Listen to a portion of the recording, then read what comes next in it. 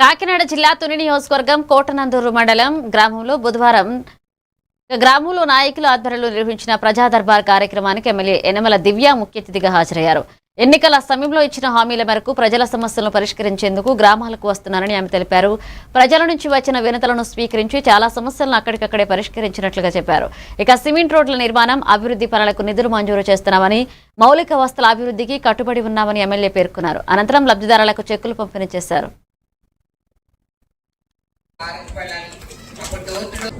వాళ్ళ ఇంటెత్తున ఆడవాళ్ళందరూ కూడా నాకు ఘన స్వాగతం పలికినందుకు మీ అందరికీ కూడా నా ప్రత్యేక కృతజ్ఞతలు. అందరూ కూడా హారతి పడాలి.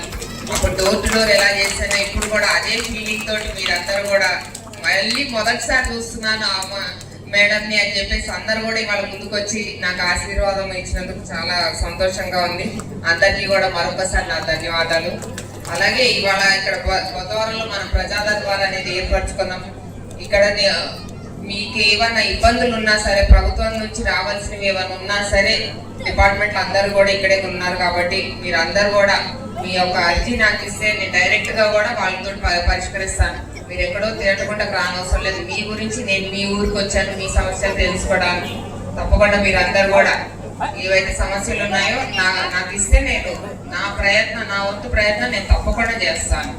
ఇప్పటి వరకు మన ప్రభుత్వం, మన కూటమి ప్రభుత్వం ఏర్పడి అప్పుడే 2 సంవత్సరాలు, దాదాపు 2 సంవత్సరాలు కావస్తుంది. ఈ 2 సంవత్సరాల్లో కూడా మనం ఎన్నో మంచి కార్యక్రమం వరకు కూడా ఇవ్వడం జరిగింది.